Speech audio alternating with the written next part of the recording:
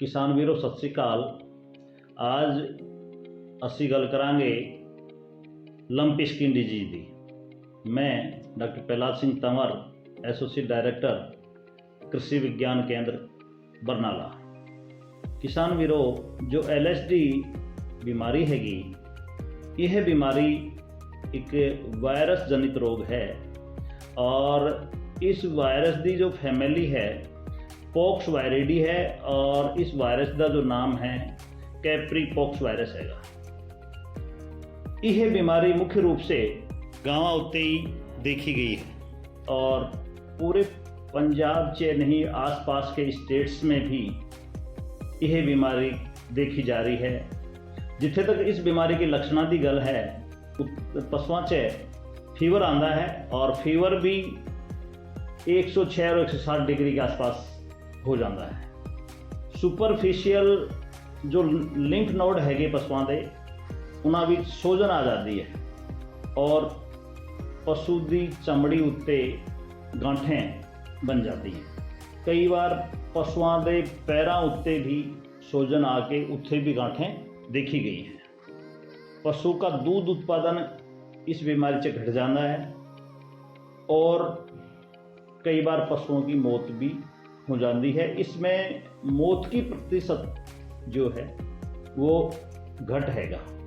जिथे तक इस बीमारी के फैलाव की गल है, यह बीमारी मच्छर, मक्खी और चिचड़ियां नाल फैलती है। एक पशु से दूसरे पशु में यही बीमारी मच्छर तक फैलती है। एक घर से दूसरे घर और एक पिंड से दूसरे पिंड में मक्खियां नाल फैलती है।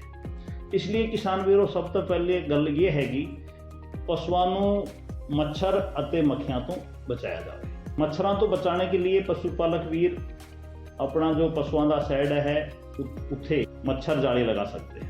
मक्खियां रोकने लई किसान वीर मक्खी ट्रैप बना सकते हैं।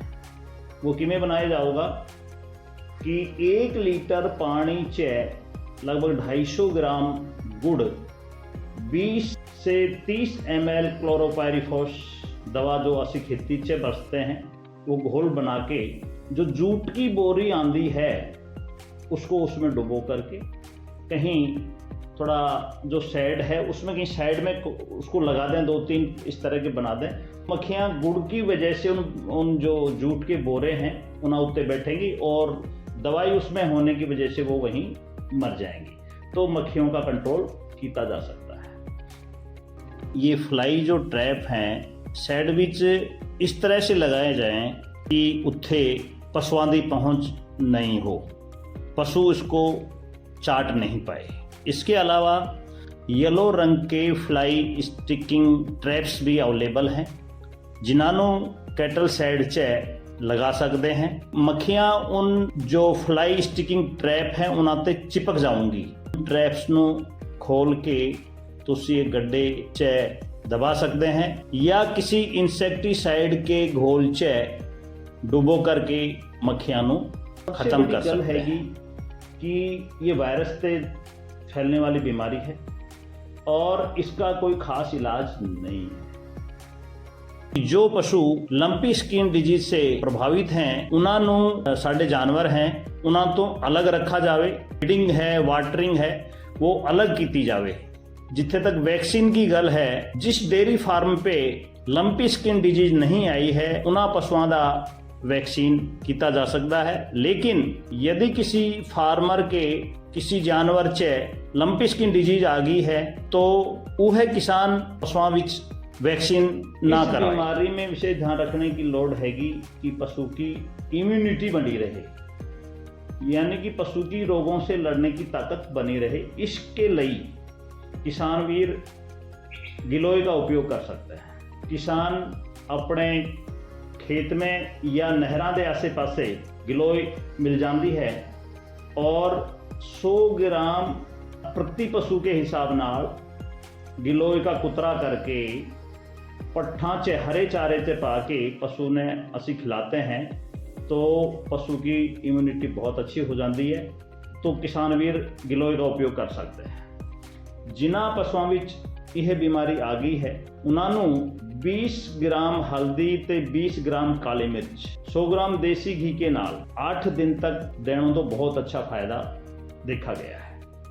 ਇਸ ਦੇ ਇਲਾਵਾ ਪਸ਼ੂਆਂ ਨੂੰ ਇਸ਼ਨਾਨ ਕਰਾਤੇ ਟਾਈਮ ਤੁਸੀਂ ਉਸ ਪਾਣੀ 'ਚ ਫਿਟਕੜੀ ਪਾ ਕੇ ਪਸ਼ੂਆਂ ਨੂੰ ਇਸ਼ਨਾਨ ਕਰਾ ਸਕਦੇ ਹੋ। ਅਗਰ ਪਸ਼ੂਆਂ ਦੇ ਸਕਿਨ पे कोई घाव बन गए हैं तो लोकलाइज्ड ट्रीटमेंट किया जा सकता है, जिद्दां कि तुसी उस पर बीटाडीन या पोविडीन लगा सकते हैं। जैसे कि मैंने पहले ही दसिया कि इस बीमारी का कोई खास इलाज नहीं है, लेकिन जो इस बीमारी च एंटीबायोटिक या होर दवाइयाँ उपयोग की जा रही हैं वो सेकेंडरी इन्फेक्शन को रोकती हैं। अगर पशु के बुखार है तो तुसी मेलोनेक्स पावर उपयोग कर सकते हैं। अगर बुखार 106-160 डिग्री के आसपास हैगा तो जूट के बोरे हैं उन्होंने गीला करके पशु के शरीर पे रखा जा सकता है ताकि टेम्परेचर डाउन आ जाए, या पशुओं के सिर के उत्ते भी बर्फ रख के पशु के टेम्परेचर को कम किया जा सकता है। जो एंटीबायोटिक इस बीमारी से उपयोग किया जा रहा है या करना चाहिए वो DCR मुख्य रूप से उपयोग किया जा रहा है। 5 ग्राम DCR सुबह और 5 ग्राम DCR शाम को, ये लगभग 5 से 7 दिन लगातार लगाना चाहिए तो पशु को बहुत अच्छा फायदा होगा। लेकिन ये जो ट्रीटमेंट है ये सेकेंडरी इन्फेक्शन को ही रोकेगा। जितों तक इस बीमारी से मौत की गल है, कई बार पशुओं की मौत भी हो जाती है, तो इस विच भी ध्यान रखने की गल है कि जेड़ा पशु की मौत हो जाती है उसनों गहरा टोवा पट के दबाया जाए, उस पशु को खुले में नहीं छिटना है। दूजी गल है कि जिस थां पे पशु की मौत हुई है उस थां को 2% फिनोल के घोल से साफ किया जाए। कई बार ये भी देखने में आया है, किसान वीर कह रहे हैं कि साहब इसका दूध, जो प्रभावित पशु हैं उन्होंने दूध पीना चाहिए या नहीं पीना चाहिए। किसान वीरों, मैं तुहानू दसना चाहूँगा कि अभी तक इस बीमारी से इस तरह का रिपोर्टिंग नहीं आई है कि दूध से पीने से कोई मनुखों में ये बीमारी फैली है। इसमें ये बात ध्यान रखने की है कि दूध को बॉयल करने के बाद में ही तुसी काम में लें, कच्चा दूध आप काम में ना लें। धन्यवाद।